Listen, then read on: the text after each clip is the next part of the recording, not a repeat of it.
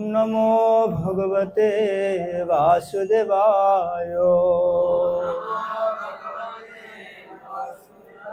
ওম নমো ভগবতে বাসুদেবায়। ওম নমো ভগবতে বাসুদেবায়।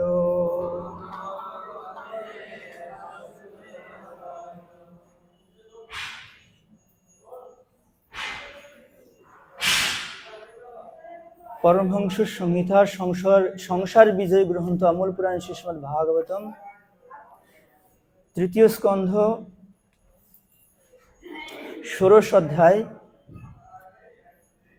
29 নম্বর শ্লোক।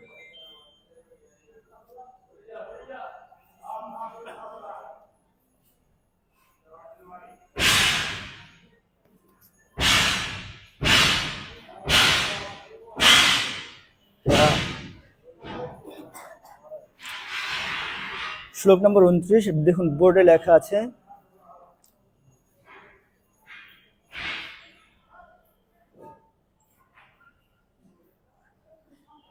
ভগবান অনুগবাহয়তম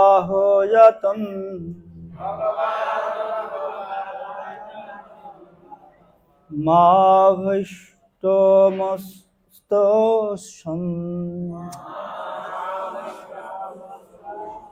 ব্রহ্মতেজ সমর্থপি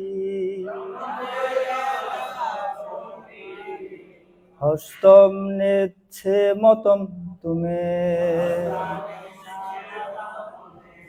ভগবান অনুগবাহয়তম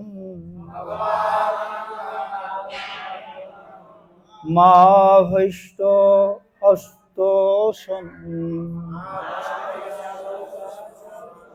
ব্রহ্মতেজ সমর্থপি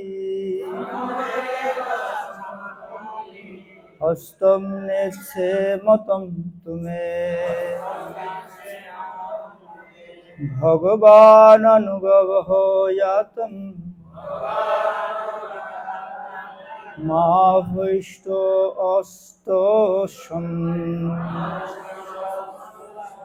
ব্রহ্মতেজ সমর্থপি হস্তম নেচ্ছে মতম তুমে। প্রভুর একজন, মায়ের একজন বলবেন, ভগবান অনুগবাহয়তম মা ভৈষ্টমস্তস্যম ব্রহ্মতেজ সমর্থপি হস্তো নেচ্ছে মতম তুমে।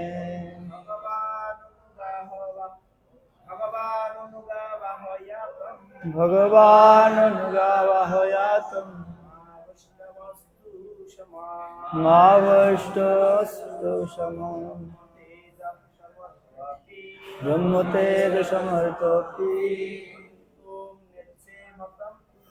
হস্তো নেচ্ছে মতম তুমে।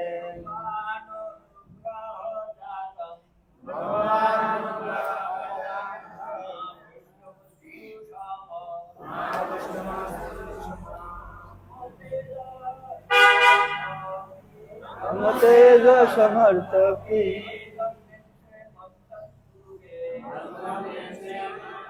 মায়েরা বলুন, ভগবান অনুগবাহয়তম ভৈষ্টমস্তস্যম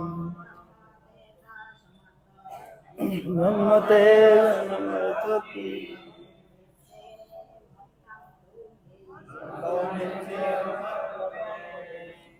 ঠিক আছে, সার্বিক অর্থ আপনারা সবাই পরে পরে বলবেন। ভগবান, পরমেশ্বর ভগবান, অনুগো, তার দুইজন অনুচরকে, আহ বললেন, জাতম এখান থেকে প্রস্থান করো, মা না হোক, ভৈষ্টম ভয়, অস্ত হোক, সম সুখ, ব্রহ্ম ব্রাহ্মণের তেজ, অভিশাপ, সমর্থ সক্ষম হয়ে অপি ও হস্তম নিরস্ত করার জন্য ন ইচ্ছা করি না, মতম অনুমোদিত তু পক্ষান্তরে মে আমার দ্বারা। অনুবাদ: ভগবান তখন তার অনুচর জয় এবং বিজয়কে বললেন, এই স্থান থেকে প্রস্থান করো, কিন্তু কোনো ভয় করো না, তোমাদের কল্যাণ হোক। ব্রাহ্মণের অভিশাপ খণ্ডনে যদিও আমি সমর্থ, তবু আমি তা করব না। পক্ষান্তরে এই অভিশাপ আমার দ্বারা অনুমোদিত। জগৎগুরু শিল প্রভুপাদ কি জয়। ষড়বিংশতি শ্লোকে বিশ্লেষণ করা হয়েছে যে সেখানে যা কিছু ঘটেছিল তাতে ভগবানের অনুমোদন ছিল। সাধারণত দ্বারপালদের প্রতি 4 জন ঋষির এত ক্রুদ্ধ হওয়ার কোনো মতেই সম্ভব নয়। তেমনি পরমেশ্বর ভগবানেরও তার দ্বারপালদের উপেক্ষা করা সম্ভবপর ছিল না। এবং তাছাড়া কেউ বৈকুণ্ঠ লোকে একবার ফিরে গেলে সেখান থেকে তিনি আর এখানে ফিরে আসেন না। তাই এই সমস্ত ঘটনা ঘটেছিল পরমেশ্বর ভগবানের পরিকল্পনা অনুসারে, জড়জগতে তার লীলা বিলাসের জন্য। এইভাবে তিনি স্পষ্টভাবে বলেছেন যে তার অনুমোদন সহকারেই তা হয়েছিল। তা না হলে বৈকুণ্ঠ লোকের অধিবাসীর পক্ষে কেবল একজন ব্রাহ্মণের অভিশাপের ফলে এই জড়জগতে ফিরে আসা অসম্ভব। ভগবান তথাকথিত সেই অপরাধীদের বিশেষভাবে আশীর্বাদ করেছিলেন, তোমাদের সর্বতভাবে মঙ্গল হোক। যে ভক্তকে ভগবান একবার গ্রহণ করেন তার কখনো অধঃপতন হয় না, সেটি এই ঘটনার সিদ্ধান্ত। শিল প্রভুপাদ কি জয়। তো আপনারা সবাই একদম ধারাবাহিকভাবে শ্রবণ করছেন এই জয় বিজয় এবং এই দ্বারপালদের কাহিনী। আর এখানে এই অধ্যায়ের নাম হচ্ছে বৈকুণ্ঠে 2 দ্বারপাল জয় বিজয়কে ঋষিদের অভিশাপ। তো এই তাৎপর্যের মধ্যে শিল প্রভুপাদ যা যা বলেছেন এই ঘটনাগুলো ঘটেছে কিনা, এবং এখানে বলছেন যে দ্বারপালদের এই 4 জন ঋষির দ্বারপালদের প্রতি এত ক্রুদ্ধ হওয়া ঠিক নেই। হয়েছে কিনা? ক্রুদ্ধ হয়েছে না? হয়েছে, কিন্তু এখানে বলছে ঠিক নাই। আবার বলছেন যে শুধুমাত্র একজন সাধারণ ব্রাহ্মণের অভিশাপের ফলে এই বৈকুণ্ঠ থেকে পতিত হবে, এটা হতে পারে না। হয়েছে কিনা? হ্যাঁ। এখন আমরা দেখতে পাচ্ছি এখানে শেষে এসে ভগবান বলছেন এটা হচ্ছে সমর্থ অপি, যদিও আমার সমর্থ ছিল, কিন্তু নেচ্ছে মতম তুমি, এটা আমার মত, এটা আমার অভিমত। শিল বিশ্বনাথ চক্রবর্তী ঠাকুর উনি বলছেন যে জাতম মাম, তোমরা এখান থেকে চলে যাও। কি তোমরা এখান থেকে কি করো? জয় বিজয়কে বলছেন ভগবান। মানে এই ঘটনা আপনারা সবাই জানেন মোটামুটি, যে জয় বিজয় পাহারাদার ছিলেন, দ্বারপাল ছিলেন, কিন্তু এই চতুষ্কুমারদ্বয় যখন ভগবানকে দর্শনের জন্য যাচ্ছিলেন তারা আটকে দিলেন, পথ অবরুদ্ধ করলেন, আর তারা রেগে গিয়ে তাকে অভিশাপ দিলেন। আর যখন অভিশাপ দিলেন তখন ভগবান লক্ষ্মী দেবী সহ এসে উপস্থিত হলেন। আর এই পরিস্থিতি দেখে ভগবান তাদেরকে বললেন, এই জয় বিজয়কে, যে তোমরা এখান থেকে চলে যাও। হ্যাঁ, তাই এখানে বলছেন জাতম মা, তোমরা এখান থেকে যাও। কোথায়? মা বৈষ্ণম, মানে তোমরা ভয় করো না। কত সুন্দর অভয় দিচ্ছেন, তোমরা ভয় পেও না, এখান থেকে চলে যাও। কি না, সম আমি তোমাদেরকে প্রতিজ্ঞা করছি তোমরা ভালো থাকবে। কিভাবে ভালো থাকবে? না, ব্রহ্ম তেজম, যদিও বা এই যে ব্রাহ্মণের অভিশাপে আমার খণ্ডনের মতো যোগ্যতা আছে, আমি খণ্ডন করতে পারি, কিন্তু আমার হৃদয় সমর্থ আছে, কিন্তু আমি করব না। কেন করব না? এটা আমার অনুমোদন আছে। হ্যাঁ, এখানে আমরা দেখতে পাচ্ছি এই ঘটনাটা সম্পূর্ণভাবে একটা ড্রামেটিক ঘটনা। মানে তারা ঢুকতে যাচ্ছেন, তাদেরকে বাধা দিচ্ছেন, আবার তারা অভিশাপ দিচ্ছেন। এই যে পরিস্থিতিটা ঘটছে, এটা যে কোনো কেউ, আর এতক্ষণ বলে আসলো সবাই অভিশাপ হলো, ব্রাহ্মণের গুণমহিমা কীর্তন হলো, কত কিছু হয়ে গেল, এখন শেষে এসে ভগবান বলছেন আমার অনুমোদন আছে, এটা আমি করেছি। আচ্ছা, আপনারা যে এই যে এতদিন এই কাহিনীটা শ্রবণ করলেন, এই জয় বিজয় এবং দ্বারপালদের কাহিনী, আমরা এই যে জয় বিজয় এবং দ্বারপালের কাহিনী থেকে কি কি শিক্ষা লাভ করতে পারি আমরা তা আলোচনা করবো আজকে। হ্যাঁ, এই দ্বারপাল এবং জয় বিজয়, এদের যে এই যে কার্যকলাপ আমরা দেখতে পাচ্ছি, এর দ্বারা আমাদের জন্য কি শিক্ষা আছে তা আমরা দেখব। প্রথমেই আমরা দেখতে পাচ্ছি যে এই অধ্যায় যখন, এর আগের অধ্যায় যখন ভগবত ধামের বর্ণনা চলছিল, হ্যাঁ, তখন ওখানে বর্ণনা করা ছিল একদম 26 নম্বর শ্লোকে, ওখানে বলছেন যে এই 4 কুমার, তারা যদিও বা ছিলেন একদম 5 বছরের বালকের মতো, কিন্তু তারা ছিলেন ব্রহ্মার মতো বয়স্ক, অনেক বৃদ্ধ ছিল তারা, কিন্তু তাদের দেখতে ছিল এরকম একদম 5 বছরের বালকের মতো। তা আমরা দেখতে পাচ্ছি তৃতীয় স্কন্ধের 15 অধ্যায়ের একদম ওই 19 থেকে 31 নম্বর শ্লোকে বলছেন যে যে এই যে জয় বিজয় এবং এই যে চতুষ্কুমারগণ যে আছে, তাদের ভগবানের প্রতি, ভগবানকে দর্শনের প্রতি তাদের তীব্র উৎকণ্ঠা। হ্যাঁ, যে কি তারা ভগবানকে দর্শন করতে চায়। এই যে ভগবানকে দর্শনের প্রতি তীব্র উৎকণ্ঠা, এখানে বলছেন যে তারা উৎকণ্ঠা হেতু, ভগবানকে দর্শন করার উৎকণ্ঠা হেতু তারা বিবেচনা করলেন না। 6ষ্ঠ গেট পর্যন্ত পার হয়ে গেলেন, 7ম গেটে এসে যখন তিনি দেখলেন তাদেরকে এই জয় বিজয় বাধা দিয়েছে, তখন তারা রেগে গেলেন।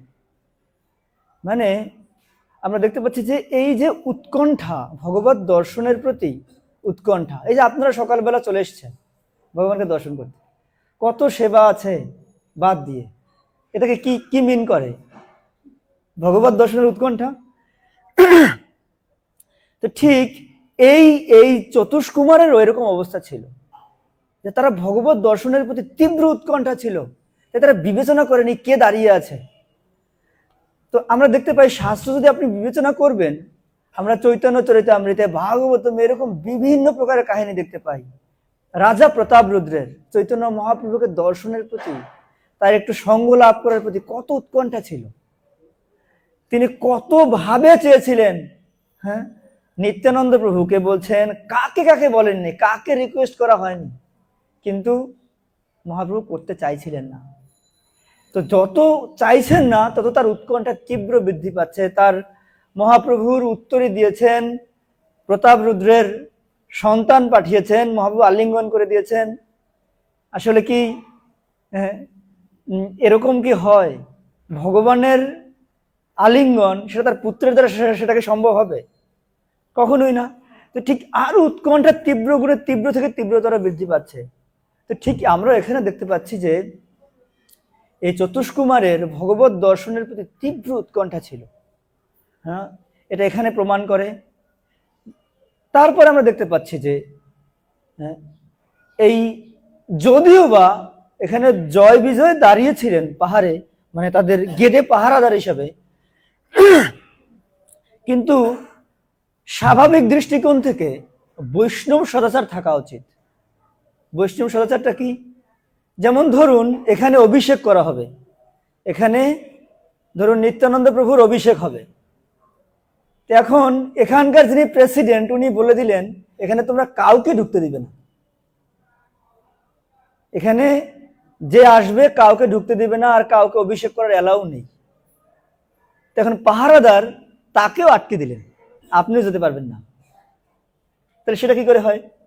সাধারণ সেন্স থাকা চাই না, যে উনি বলছেন যে তুমি এখানে এখানে কাউকে ঢুকতে দিবে না, তার মানে তাকেও। হ্যাঁ, তো এখানে বলছেন যে এই যে সাধারণ দৃষ্টিকোণ থেকে বৈষ্ণব সদাচার থাকা উচিত, যে কি তারা ছিল ছোট, মানে একদম শিশু, 5 বছরের না, তাদের এই যে তারা যে এখান থেকে যেতে চাচ্ছেন, এই জয় বিজয়ে যেহেতু পাহারাদার, তাদের দৃষ্টিকোণ উচিত ছিল যে না, তাদের যেতে দেওয়া উচিত।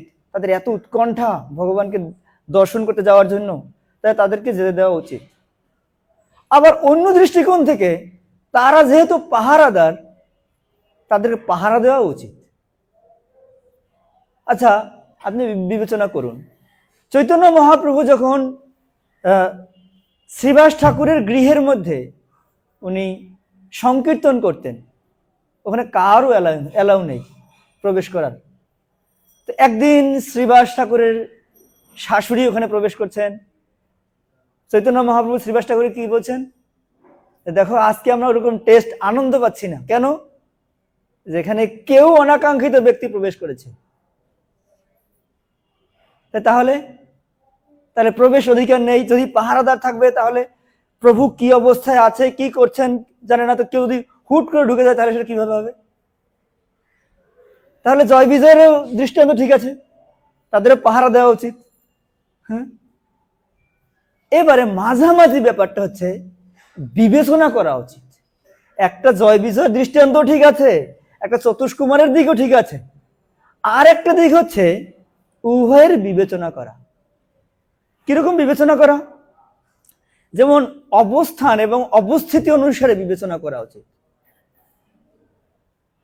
বিবেচনাটা এরকম যে, যেমন ধরুন, সে দেখতে পাচ্ছেন এই 4জন বালক যেতে যাচ্ছে, তাদেরকে ওরকম জোরপূর্বক না আটকাতেও পারতেন, তাদেরকে জিজ্ঞাসা করতে পারতেন যে তোমরা কোথায় যাচ্ছ। যে বা আমরা, যেমন আপনি ধরুন, আমরা আরো দেখতে পাই, যেমন যখন ভগবানকে দর্শন করার জন্য ভগবানের অত্যন্ত নিকট বন্ধু সুদামা গেলেন, তো পাহারাদাররা কি আটকে দেয়নি? তাকে জিজ্ঞাসা করেনি তুমি কোথায় যাচ্ছ? সে ভগবানকে গিয়ে জিজ্ঞাসা করলেন, প্রভু আপনার একজন বন্ধু এসেছে, আপনার সাথে দেখা করতে চায়। তাহলে এই ক্ষেত্রে তারা আটকাবে না? হ্যাঁ, কিন্তু বিবেচনাটা হচ্ছে দুইজনের দিকই ঠিক আছে, কিন্তু মাঝখানে একটা সাম্য অবস্থাও আছে, সেটা হচ্ছে বিবেচনা করা।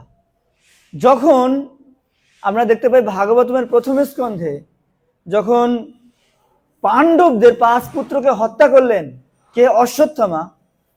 তখন ভীম প্রতিজ্ঞা করলেন, এ দ্রৌপদী, তুমি তোমার পুত্রদের শেষ কার্য সম্পাদন করে এসে তোমার পুত্রদের যে হত্যা করেছে তাদের মস্তকের উপরে দাঁড়িয়ে তুমি স্নান করবে, প্রতিজ্ঞা করেছে। অর্জুন বলছেন হ্যাঁ ঠিক আছে, এটাই হবে। ভগবানও পাশে দাঁড়িয়ে আছে। যখন তাদের শেষকৃত্য সম্পন্ন হয়েছে, ভগবান বলছে কি অর্জুন, যাও নিয়ে আসো। মানে ভগবান তাদের বিবেচনাটা দেখছে, কি করতে চায়। মাঝখান থেকে দ্রৌপদী বলে ফেলছেন যে তোমার এই বিবেচনা ঠিক নেই। কেন? আজকে আমরা যে রাজা হয়েছি তার মূলে কে? এই দ্রোণাচার্য।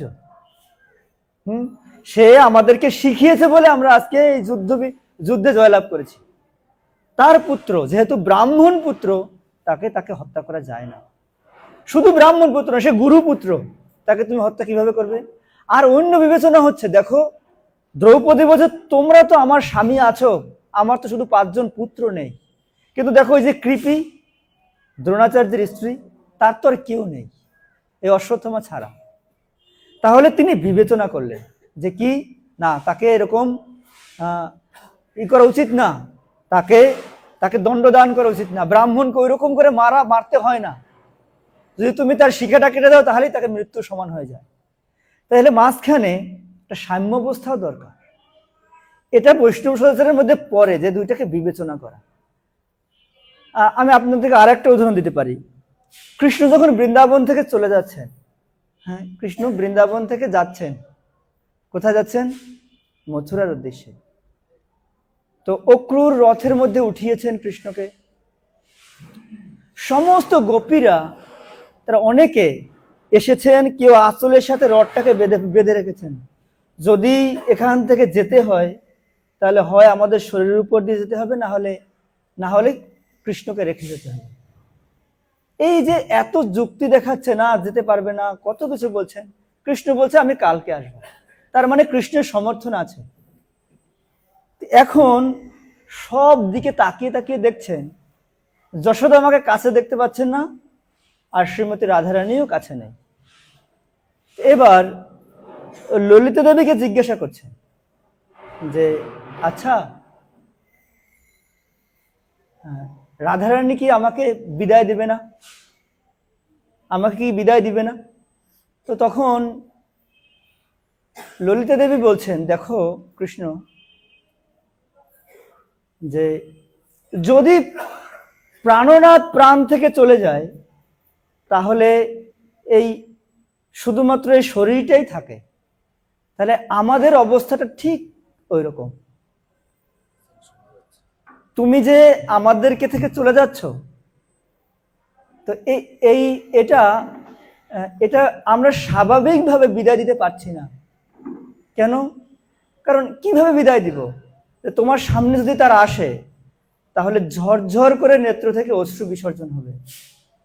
আচ্ছা, আর তুমি যখন চলে যাবে, যদি এরকম অশ্রু বিসর্জন হয়, সেটা কি তোমার জন্য মঙ্গলপ্রদ হবে?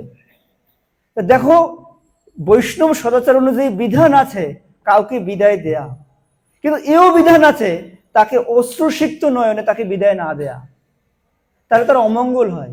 তাহলে তোমাকে আমরা কিভাবে বিদায় দিব? তাই দেখো, যশোদা মা, রাধারানী আদি সবাই দূরে দাঁড়িয়ে আছে, তোমাকে কাছে থেকে বিদায় দিতে পারছে না। এসেছেও কিন্তু কাছেও আসতে পারেনি। এটা হচ্ছে সাম্য অবস্থা। হ্যাঁ, তো সেই জন্য বিবেচনাও দরকার আছে। আপনারা বুঝতে পেরেছেন না? আমরা দেখতে পাচ্ছি তাহলে এখানে একটা শিক্ষা দিচ্ছে বৈষ্ণব সদাচার, না বৈষ্ণবের আচার থাকা উচিত। তো আবার আর একটা শিক্ষা আমরা এখান থেকে পাই, যে কি বৈষ্ণব অপরাধ। এই চার কুমার তারা ছিল ভগবত অনুগ্রহ প্রাপ্ত, তারা এরকম একটা সম্প্রদায়ের আচার্য, তারা এত মহান ব্যক্তিত্ব, কিন্তু তাদের মধ্যে এরকম হঠাৎ করে ক্রোধ উঠে গেল। হ্যাঁ, দিয়ে তাদেরকে অভিশাপ দিয়ে দিলেন। হ্যাঁ, এখান থেকে আমরা দেখতে পাচ্ছি যে না, এই যে বৈষ্ণব অপরাধ, সেটাও আমরা দেখতে পাচ্ছি এখান থেকে। যে এখানে বলছেন, শিল প্রভুপাদ লিখছেন এই তাৎপর্যের মধ্যে, যে ভক্তের প্রতি অপরাধ করা ভক্তি মার্গে অত্যন্ত ভয়ঙ্কর। মহাপ্রভু বলছেন যে অপরাধ হচ্ছে সাজানো বাগানে হস্তিকে ছেড়ে দেওয়ার মতো। কোনো মত্ত হস্তি যখন একটি বাগানে প্রবেশ করে, তখন সেখানকার সমস্ত গাছপালাগুলোকে পদদলিত করে ফেলে। তেমনি ভগবানের ভক্তের চরণে অপরাধ ভক্তি মার্গে ভক্তের স্থিতিকে বধ করে, ভক্তের যে স্থিতি সেটাকে বধ করে দেয়। এটা হচ্ছে বৈষ্ণব অপরাধের ফলে এরকমটা হয়। তো আমরা দেখতে পাই এরকম এখানে এরকম ক্রমান্বয়ে বর্ণনা করা হচ্ছে। এখানে তিনি অভিশাপ দিয়ে দিলেন, আর এই অনুযায়ী আমরা দেখতে পাচ্ছি এখানে একটা শিক্ষা দিচ্ছেন যে আমরা যাতে বৈষ্ণব অপরাধ না করি। শুধুমাত্র সে একটা অভিশাপ দিলেন, উভয়েরই কিন্তু ফল লাভ হলো। কি, ওনারা যদিও কুমার ছিলেন, চার কুমার, এই সম্প্রদায়ের আচার্য, কিন্তু ওনারা ছিলেন কেবলমাত্র শান্তরসের ভক্ত। আর তার ফলস্বরূপ আমরা দেখতে পাচ্ছি এই যে জয় বিজয়, তারা কিন্তু তার ফলও ভোগ করলেন। মানে বৈষ্ণব অপরাধ যদি হয়ে যায়, যে অভিশাপ দেয় আর যাকে দেয়, উভয়ই এর কোপের দ্বারা কোপ প্রাপ্ত হয়, উভয় কেউ এর থেকে বাদ পড়ে না। ঠিক, আমরা এখানে দেখতে পাচ্ছি দুইজনের কেউই বাদ পড়েনি। আমরা ভাগবতমে এরকম বহু ভুরি ভুরি প্রমাণ পাই। আপনি দেখুন, সৌভুরি মুনি, তিনি গরুরের চরণে অপরাধ করে ফেলেন মাছের পক্ষ অবলম্বন করে। পরিণতিতে কি হলো? সে ভাবছেন আমি শুধু গরুরের চরণে অপরাধ করেছি, না, সেখানে এই যমুনার জলে কালিও আসলো। সেই যমুনার জল পান করতেন ব্রজবাসীরা, তাদের পানের অযোগ্য হয়ে গেল, সমস্ত ব্রজবাসীর চরণে অপরাধ হলো। ফলস্বরূপ কি হলো?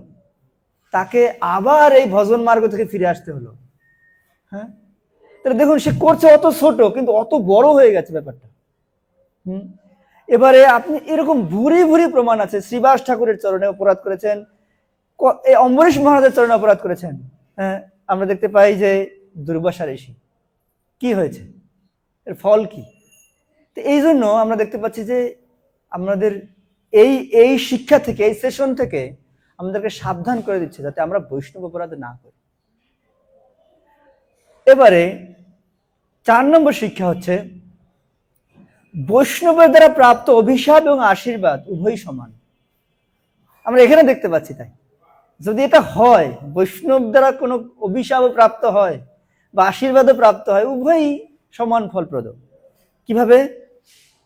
আমরা দেখতে পাচ্ছি এর 15 অধ্যায় 34 নম্বর শ্লোকে বলছেন, তাই আমরা বিবেচনা করে দেখব এই 2 কলুষিত ব্যক্তিদের কিভাবে দণ্ড দেওয়া উচিত। এটা চতুষ্কুমারগণ বলছেন। এই দণ্ডবিধান উপযুক্ত হওয়া উচিত, যার ফলে পরিণামে তাদের উপকার হবে। এটা চতুষ্কুমাররাই বলে দিয়েছেন। যদিও আমি তোমাদেরকে অভিশাপ দেব, কিন্তু এটা পরিণতিতে উপকারী হবে তোমাদের। যেহেতু এরা বৈকুণ্ঠে ভেদভাব দর্শন করেছে, তাই তারা কলুষিত, এবং তাদের এখান থেকে জড়জগতে স্থানান্তরিত হওয়া উচিত, যেখানে জীবদের 3 প্রকার শত্রু আছে। যেহেতু তাদের মধ্যে ভেদভাব আছে, তাদের এখানে থাকা উচিত না, তো এখান থেকে চলে যাওয়া উচিত। কোথায়? জড়জগতে। জড়জগতে 3টা গুণ আছে। কি কি? প্রধান শত্রু আছে কাম, ক্রোধ, লোভ। তাই তোমরা ওখানেই যাও, এখানে থাকার দরকার নেই। হ্যাঁ, এটা দেখতে পাচ্ছি আমরা কি, যে না, তাদেরকে এরকম অভিশাপ দিয়েছেন। তার আরো দেখতে পাচ্ছি আশীর্বাদ বলছেন উপকার, আরো আশীর্বাদ আছেন। এখানে বলছেন 16 অধ্যায়ের 12 নম্বর শ্লোকে বলছেন, আমরা এই সেবকেরা তাদের প্রভুর অভিপ্রায় না জেনে আপনাদের বিরুদ্ধে অপরাধ করেছি। এটা ভগবানকে বলছেন চতুষ্কুমারগণ, যে আপনার যে সেবক, তাদের মনোবৃত্তি আমরা বুঝতে পারিনি, তাই তাদের অভিপ্রায় না বুঝতে পেরেই আমরা তাদের চরণে অপরাধ করেছি। তাই যদি আপনি যদি আদেশ দেন যে তারা যেন তাদের অপরাধের ফল ভোগ করে, মানে ভগবান চতুষ্কুমারকে বলছেন, আপনারা যদি বলেন যে কি, যে যেন তাদের অপরাধের ফল ভোগ করে শীঘ্রই আমার কাছে ফিরে আসে, এবং আমার ধাম থেকে তাদের নির্বাসনের কাল অচিরেই অতিবাহিত হয়, তাহলে তা আমার প্রতি আপনাদের অনুগ্রহ বলে আমি বিবেচনা করব। ভগবান তাদের কাছে চাইছেন, যদি আপনারা ভাবছেন তাহলে আমার 2 জন সেবককে তো আপনি এরকম দিয়েছেন শাপ, তাহলে আপনি অনুগ্রহ করেন কি, যেন তাদের অচিরেই এই শাপের কাল সীমিত হয়ে যায় এবং আবার তারা আমার কাছে ফিরে আসে। কত অনুগ্রহ তাদের প্রতি দেখুন। হ্যাঁ, তো এই যে বলছেন, আমরা এরকম শাস্ত্রে আরো ভুরি ভুরি প্রমাণ পাই। আপনি দেখুন, আমরা যখন এরকম দামবন্ধন লীলা দেখি, ওখানে কুবেরের 2 পুত্রকে নারদ মুনি অভিশাপ দিলেন। এটা কি শুধু অভিশাপ হয়েছে, আশীর্বাদ হয়নি? হ্যাঁ, আশীর্বাদ হয়েছে। এটা সে নন্দভবনের 2টা বৃক্ষ হয়েছিলেন। কৃষ্ণ যশোদা মা সখাদের সাথে যা যা লীলা করতেন সব তিনি দর্শন করতে পারতেন। হ্যাঁ, তাহলে এই উভয় সমান, আশীর্বাদ, অভিশাপ বৈষ্ণবের দ্বারা প্রাপ্ত। তো আমরা দেখতে পাচ্ছি বৃত্তাসুরের ক্ষেত্রে এমনটা হয়েছে। হ্যাঁ, পরীক্ষিত মহারাজের ক্ষেত্রে কেমন হয়েছে? ওনাকে অভিশাপ দিলেন শৃঙ্গী, পরিণতিতে আমরা ভাগবতম পেলাম। সাপে বর হলো না? হ্যাঁ, সাপ, কিন্তু আমাদের জন্য লাভ হলো ভাগবতম। তো সেই জন্য আমরা দেখতে পাচ্ছি বৈষ্ণব কর্তৃক অভিশাপ এবং আশীর্বাদ 2ই ফলপ্রদ। আবার 5 নম্বর শিক্ষা আমরা দেখতে পাচ্ছি যে প্রতিক্রিয়া গ্রহণের মনোভাব, how can receive the opposite reaction. আমাদের জীবনেও বিভিন্ন সময় বিভিন্ন প্রতিক্রিয়া আসে, বিভিন্ন প্রকার প্রতিক্রিয়া আসে আমাদের জীবনে। যেমন কিছুদিন আগে করোনা আসছিল, আমরা সেটা কিভাবে রিসিভ করব? আপনি মন্দিরে আছেন, মন্দিরে আপনার জন্য একটা অপোজিট প্রতিক্রিয়া সৃষ্টি হয়েছে। আপনি গৃহস্থ আশ্রমে আছেন, আপনার একটা অপোজিট প্রতিক্রিয়া তৈরি হয়েছে। হ্যাঁ, আপনি এখান থেকে বলছে যাও, তুমি এখানে থাকতে পারবে না, বের হয়ে যাও। সেটাকে আপনি কিভাবে রিসিভ করবেন?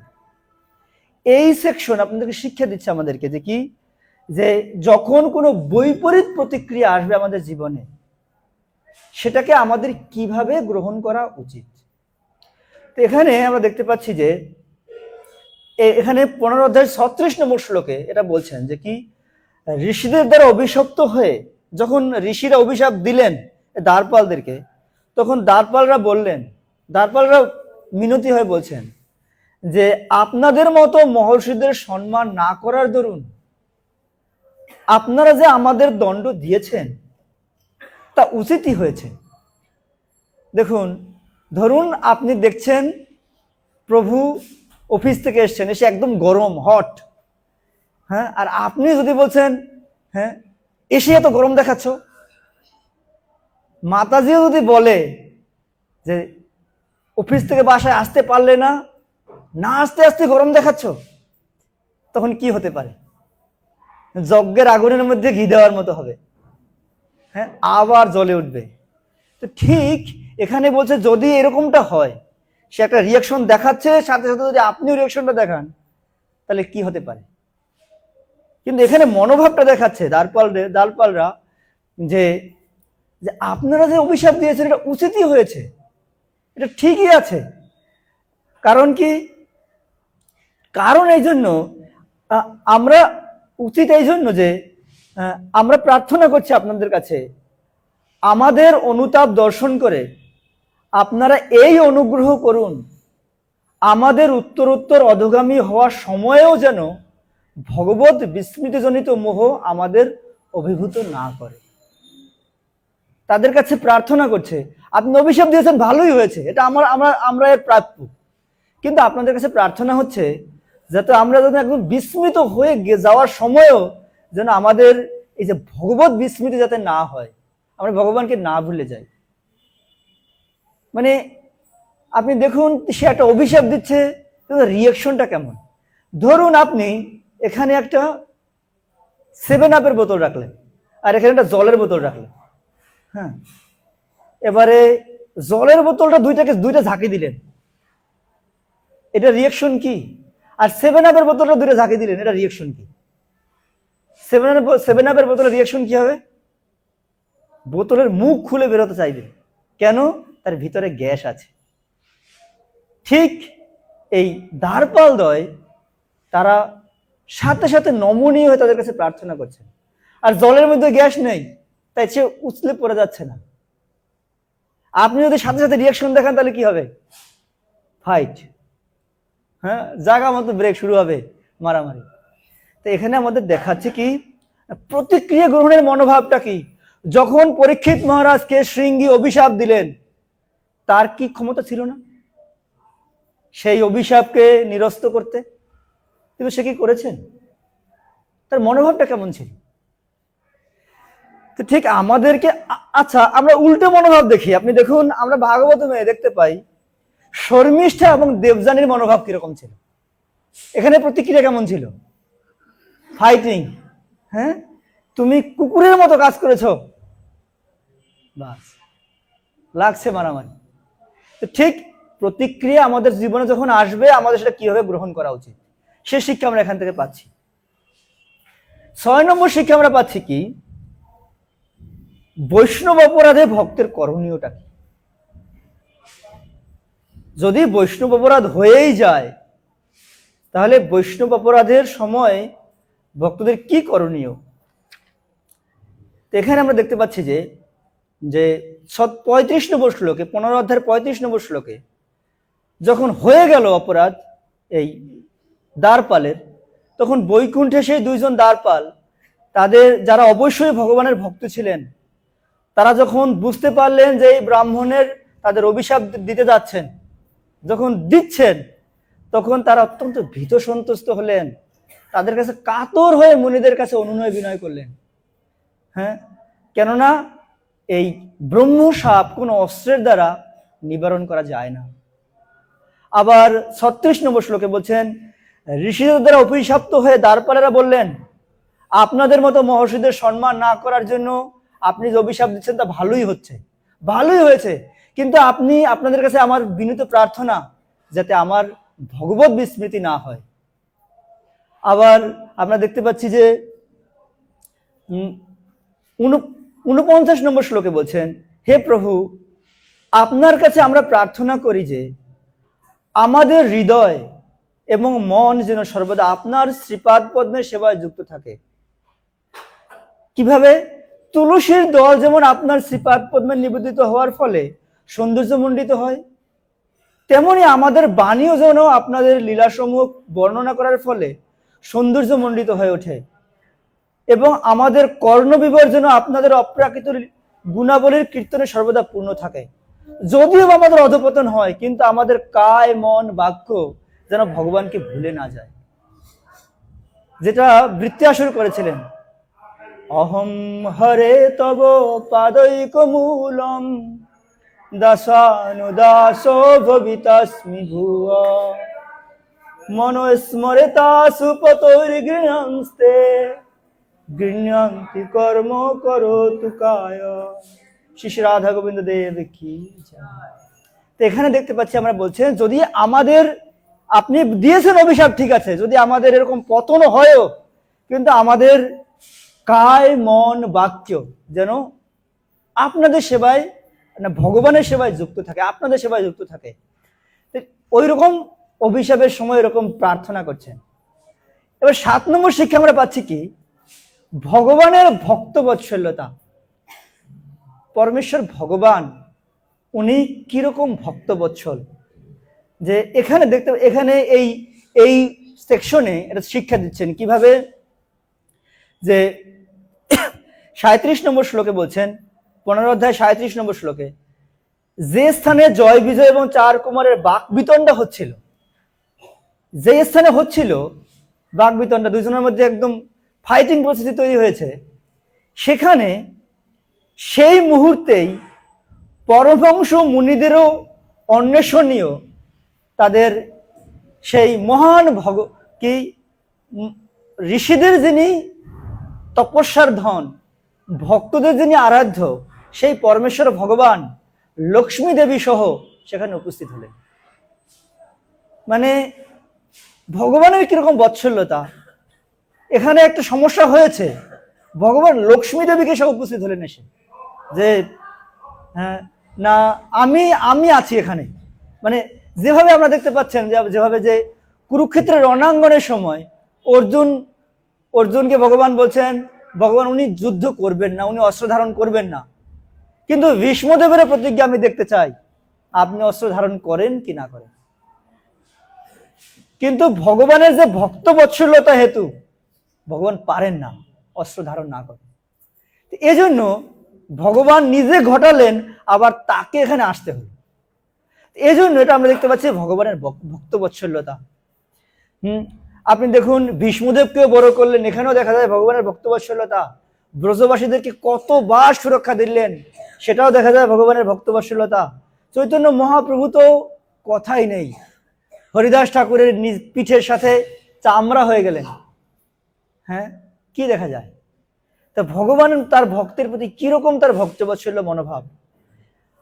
8 নম্বর শিক্ষা আমরা এখান থেকে পাই, সাকার ভগবানের গুণমহিমা। এইখানে অনেকগুলো ভগবানের রূপের বর্ণনা করা হচ্ছে। তারা এই জয় বিজয় চতুষ্কুমারগণ সবাই এক এক করে বলছেন আপনাকে দেখতে কেমন, আপনার রূপ কেমন, আপনি চলেন কেমন, আপনার চরণের তুলসীর ঘ্রাণের ফলে আমাদের আজকে এই অবস্থা। তাহলে আপনি বলুন, ভগবান কি নিরাকার? এই যে তারা যে বিভিন্ন জন বলতে চায় ভগবান হচ্ছে নিরাকার, দেখলেন একদম সরাসরি দেখাচ্ছেন ভগবান এসে উপস্থিত হলেন, আর ভগবান হচ্ছেন সাকার। আর তার ভগবানের কত মহিমা, তার ভক্তদের মধ্যে একটা দ্বন্দ্ব হয়েছে, লক্ষ্মী দেবীকে সহ এসে উপস্থিত হলেন। সেই জন্য আমরা এখানে দেখতে পাচ্ছি সাকার ভগবানের গুণমহিমা বর্ণনা করা হচ্ছে। এখান থেকে এই সেকশন থেকে একটা গুরুত্বপূর্ণ শিক্ষা হচ্ছে, আচ্ছা আজকে আমরা যে ভক্তবৎসলতা গুণ, আজকে ভগবানের বামন দ্বাদশী আপনারা সবাই জানেন আজকে, সেখান থেকেও কিন্তু আমরা প্রমাণ পাই। হ্যাঁ, বামন দেব বলি মহারাজের কাছে ত্রিপাদভূমি চাইলেন, তার কাছে ত্রিপাদভূমি নিলেনও, আবার নাক পাশে বন্দি করলেন, করার পরে তাকে সুতোর লোকে নিয়ে গেলেন, নিয়ে গিয়ে ভগবান বলছেন আমি তোমার সাথে আছি, তোমার চিন্তা নাই, আমি তোমার সাথে সব সময় থাকবো, অন্য কার সাথে আছি না আছি আমি জানি না, আমি তোমার পাহারাদার হয়ে আমি থাকবো, গেটের পাহারাদার হয়ে। এটাকে ভগবানের ভক্তবৎসলতা না?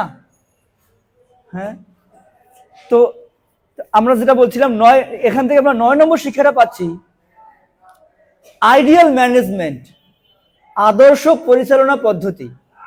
ভগবান এখান থেকে একদম কিভাবে একজন পরিচালক, একটা সংস্থা হোক, একটা স্থানের হোক, এমনকি আপনিও আপনার পরিচালক, সেই ক্ষেত্রে আমাদের কিভাবে পরিচালনা ব্যবস্থা করা উচিত এখানে শিক্ষা দিচ্ছেন।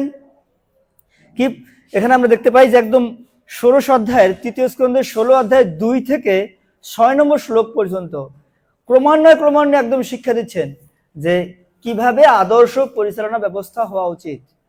এখানে বলছেন যে যে পরমেশ্বর ভগবান বললেন যে জয় এবং বিজয় নামক আমার এই পার্শ্বদেরা আমাকে অবজ্ঞা করার ফলে আপনাদের প্রতি মহা অপরাধ করেছে।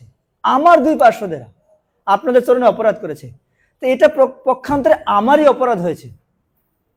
এটা এইরকম ব্যাপার, যখন কোনো শিশু সন্তান অন্য একটা সন্তানের সাথে মারামারি করে, আর মা গিয়ে ওই সন্তানকে না মেরে নিজের সন্তানকেই মারে, গালের মধ্যে চর মেরে দেয়। হ্যাঁ, তোমাকে আমি কতবার বলেছি তুমি বাড়ি থেকে এখানে আসবে না, তুমি এসেছো আবার এর সাথে মারামারি করেছো। তার মানেটা কি? তার মানেটা হচ্ছে তাদের ওই অন্য সন্তানকে এবং তাদের বাবা মাকে শিক্ষা দেওয়া যে দেখো যে সন্তান এরকম মারামারি করে, কিন্তু তার জন্য আমাদের বড়দের এখানে নাক গলানো উচিত না। আবার আমরা একটা ভালো প্রবাদ বাক্য পাই, কি ঝিকে মেরে কাকে শিখায়, এরকম ব্যাপার যে কি এখানে আমরা দেখতে পাচ্ছি কি উনি ভগবান তাকে এসে মারলেন। এই না আমার অপরাধ হয়েছে, তাদের অপরাধ না। হ্যাঁ, তাই আমি তাদের হয়ে তোমাদের কাছে ক্ষমা প্রার্থনা করছি। হ্যাঁ, আমরা একবার আমরা দেখেছিলাম যে ভারতের রাষ্ট্রপতি ছিলেন এপিজে আব্দুল কালাম। ওনারা একবার একটা যান নিক্ষেপ করেছিলেন। হ্যাঁ, তো ওই যানটা তৈরি করতে গিয়ে ওনাদের কিছু মিস্টেক হয়েছিল, ভুল হয়েছিল। যখন ভুল হয়ে যায় তখন ওনারা যখন নিক্ষেপ করেন যানটা, তখন সেটা কক্ষপথ অবধি পৌঁছায়নি। তখন সরকারের কাছে, যদিও এটা এপিজে আব্দুল কালাম বানায়নি, কিন্তু তাদের দলের প্রধান ছিলেন এপিজে আব্দুল কালাম। তো উনি গিয়ে সরকার পক্ষের কাছে ক্ষমা চেয়েছেন, এটা আমারই ভুল হয়েছে, তাদের দোষ না, এটা আমার দোষ, তো আমরা আবার ভালো করার চেষ্টা করব। কিন্তু যখন ওনারা এই যানকে একদম সুষ্ঠুভাবে ওখানে পৌঁছে দিলেন, ওনারা যেবার সাকসেসফুল হয়েছেন, তখন তিনি এই মাইকের সামনে, মিডিয়ার সামনে বলছেন এই সমস্ত কৃতিত্ব হচ্ছেন যারা এটা তৈরি করেছে তাদের, আমার কৃতিত্ব না। তার মানে আপনারা বুঝতে পেরেছেন পরিচালনা ব্যবস্থাটা কেমন। তো এইখানে আমরা দেখতে পাচ্ছি এটা একটা আইডিয়াল ম্যানেজমেন্ট শিক্ষা দিচ্ছেন ভগবান, কেমন হওয়া উচিত। আবার 10 নম্বর শিক্ষা আমরা দেখতে পাচ্ছি, এখানে ভগবান ব্রাহ্মণের গুণমহিমা কীর্তন করছেন। একদম ব্রাহ্মণ কত মহান ভগবান বলছেন যে কি 8 থেকে 11 নম্বর শ্লোকে 16 অধ্যায়ে বলছেন, যে সমস্ত ব্রাহ্মণরা তাদের কার্যকলাপের সমস্ত ফল আমাকে নিবেদন করেছেন, যারা আমার প্রসাদ গ্রহণ করে সর্বদা পরিতৃপ্ত থাকেন, তাদের মুখে নিবেদিত ঘৃতপক্ষ আহার্য অতি যতটা আনন্দ সহকারে আমি উপভোগ করি, তার থেকেও ওটা ওইরকম আমি গ্রহণ করি যতটা আমি যজ্ঞাগ্নিতে ঘি নিক্ষেপ করলে আমি যেমন গ্রহণ করি, তার থেকেও আমি ভালোভাবে গ্রহণ করি যখন ব্রাহ্মণ গ্রহণ করে। তার মানে উনি বলতে চাচ্ছেন ব্রাহ্মণ গ্রহণ করলে আমি ওই যজ্ঞাগ্নিতে দেওয়ার থেকে আমি বেশি সন্তুষ্ট হই। প্রভুপাদ তাৎপর্য বলছেন, একজন ব্রাহ্মণ বা বৈষ্ণবকে ভোজন করানো শত সহস্র যজ্ঞ অনুষ্ঠান করার থেকেও শ্রেষ্ঠ। তাই এই যুগে ভগবানের পবিত্র নাম কীর্তন এবং বৈষ্ণবদের প্রসন্নতা বিধান, এই দুই অনুষ্ঠানই কেবল পারমার্থিক জীবনের উন্নতি সাধন করার একমাত্র উপায় বলে নির্দেশ দেওয়া হয়েছে। একমাত্র উপায়। তো আপনারা জানেন যে আমাদের যেহেতু সময় নেই, ভগবানের একজন সখা ছিলেন, তার নাম হচ্ছে মধুমঙ্গল। সে ছিল ব্রাহ্মণ। তো একদিন যশোদা মা সকালবেলা নারায়ণের পূজা করতে যাচ্ছে, আর কৃষ্ণকে বলছেন, কৃষ্ণ তুমিও চলো, আমি দেখতে পাচ্ছি তোমার দুষ্টমি দিন দিন বেড়ে যাচ্ছে, তুমি আর আগের মতো কথা শুনো না, তাহলে চলো আমরা নারায়ণের পূজা দিতে যাই। তো গেছে। কৃষ্ণ বলছে, না না মা, আমি যাবো না, আমার সখাদের সাথে খেলা আছে, আমি কেন যাবো এখন? কিন্তু না, তোমাকে যেতে হবে, না গেলে কিন্তু আমি ধরে নিয়ে যাবো তোমাকে। তো যশোদা মা এত করে বলছেন, গেছেন। গেলে যেই বিষ্ণুর সামনে গেছেন, গিয়ে কৃষ্ণ দাঁড়িয়ে আছে। এবারে যশোদা মা দেখতে পেলেন যে আরতির জন্য প্রদীপ আনেনি। ঠিক আছে, তো এখন প্রদীপ তো আনা হয়নি। যশোদা মা কৃষ্ণকে বলছেন, তুমি এখানে দাঁড়িয়ে থাকো, চোখ বন্ধ করে হাত জোর করে বলতে থাকবে, হে ভগবান নারায়ণ, আমাকে বিদ্যা দাও, বুদ্ধি দাও। তুমি এখানে দাঁড়িয়ে দাঁড়িয়ে আমি যতক্ষণ না আসবো তুমি বলতে থাকবে। কি বলবে? আমার সাথে সাথে বলুন, হে ভগবান নারায়ণ, আমাকে বিদ্যা দিন, বুদ্ধি দিন। চলছেই বলছেই। একটু সময় পরে ওখানে মধুমঙ্গল আসলেন। আর ব্রাহ্মণের নাকের গন্ধের পাওয়ার অনেক বেশি, যেভাবে পিপিলিকার কি পাওয়ার বেশি, মিষ্টির গন্ধ বেশি পায় সে। তো মধুমঙ্গল পিছন থেকে এসে কৃষ্ণ বলছে, হে কৃষ্ণ, তুমি এখানে দাঁড়িয়ে আছো কেন? তুমি কি করছো? তো মধুমঙ্গল, থামো, মা আমাকে বলছে ভগবানের কাছে প্রার্থনা করতে। কি প্রার্থনা করতে? হে ভগবান নারায়ণ, আমাকে বিদ্যা দাও, বুদ্ধি দাও। আরে মধুমঙ্গল, তুমিও পারো। তুমিও পারো কি? আরে না, মা বলছে, মা এসে দেখলে রাগ করবে, তুমি যাও এখান থেকে। না, আমি তো যাবই, কিন্তু কৃষ্ণ দেখো আমার কিসের যেন গন্ধ পাচ্ছি। কিসের গন্ধ পাচ্ছ? আরে এ তো যেই একটা তোয়ালে দিয়ে ঢাকা ছিল, একটা পর্দা দিয়ে ঢাকা প্রসাদ, ভগবান বিষ্ণুকে প্রসাদ দেওয়ার জন্য নিয়ে এসেছেন মতিচুরের নাড্ডু। যেই পর্দাটা খুলছে, কৃষ্ণ বলছে, খবরদার তুমি খুলো না, মা কিন্তু আমাকে মারবে। বলছে, না তোমাকে না, তোমার মা বলছে প্রার্থনা করতে, তুমি প্রার্থনা চালিয়ে যাও। হ্যাঁ, আর আমি এটা খাই। তো তখন ওই মধুমঙ্গল ওই সব লাড্ডু খেলেন, খাওয়ার পরে কতগুলো পাথর দিয়ে আবার ঢেকে রাখলেন। এবারে ঢাকার পর কৃষ্ণকে সে বলছেন, জানো কৃষ্ণ, হ্যাঁ, যখন যজ্ঞাগ্নিতে কেউ ঘি ঢালে তখন বলে স্বাহা, আর যখন ব্রাহ্মণ খেয়ে সন্তুষ্ট হয় তখন বলে আহা। বুঝতে পারছেন? তাই এই ব্রাহ্মণের মহিমা এখানে কীর্তিত হয়েছে। ব্রাহ্মণ কত মহান যে উনার মুখেই ভগবান খায়। এরপর আমরা দেখতে পাচ্ছি এখানে ভগবান 11 নম্বর শিক্ষা হচ্ছে, আমরা কি চালাবো না? শেষ, আর বেশি নাই, 5 মিনিট হলে হবে। যদি আপনারা আমাকে অভিশাপ না দেন তাহলে ঠিক আছে। আচ্ছা, 11 নম্বর শিক্ষা হচ্ছে, ভগবান বীর রস আস্বাদনের সূচনা করলেন। উনি যে ভগবান যে বীর রস আস্বাদন করতে চায়, তার তিনি এখানেই সূচনাটা করলেন। কিভাবে? ঋষিগণ বললেন যে 16 অধ্যায় 16 নম্বর শ্লোকে বলা হচ্ছে, 3য় স্কন্ধের 16 অধ্যায় 16 নম্বর শ্লোকে বলছেন, ঋষিগণ বললেন যে হে পরমেশ্বর ভগবান, আপনার অভিপ্রায় বুঝতে আমরা অক্ষম। কেননা যদিও আপনি সকলের পরম অধীশ্বর, তবুও আপনি অনুগ্রহ করে আমাদের এই কথাগুলো বলছেন যেন আমরা আপনার কোনো উপকার করেছি। এই চতুষ্কুমারগণ ভগবানকে বলছেন, আপনি এমন ভাবে প্রার্থনা করছেন যেন আমরা আপনার কোনো উপকার করছি। সত্যিই তো উপকার করছেন। কি উপকার করছেন? পরে বলছেন, ভগবান উত্তরে বললেন, কিভাবে করছেন এটা? করলেন এইভাবে যে এই যে জয় বিজয়, হ্যাঁ, তারা তো অভিশপ্ত হলেন, হওয়ার ফলে তিনি এই ভগবান তাদের সাথে একটা একটা ফাইল পাস হয়, চুক্তি পাস করেন। কি চুক্তি পাস করেন? যে তোমরা যদি বৈরীভাবে আমাকে সন্তুষ্ট করতে চাও তাহলে 3 জন্ম লাগবে, আর যদি অন্যভাবে করতে চাও তাহলে কত জন্ম লাগবে আমি জানি না। তাহলে বৈরীভাবটা কি? যে না, যে আমি তোমাদের সাথে এসে ফাইটিং করব, আর ভগবান যদি যুদ্ধ করতে চায় তাহলে ওইরকম লোক লাগবে না, নাহলে কার সাথে যুদ্ধ করবে? আপনার আমার সাথে যুদ্ধ করবে? হ্যাঁ, আমাদের জগৎগুরু বাবু একটা এক্সাম্পল দেয় কি, স্বামীবাগের ব্রহ্মচারী আর কি বলে আর্জেন্টিনার ফুটবল টিম, দুইটা যদি খেলা হয় তাহলে কি হতে পারে?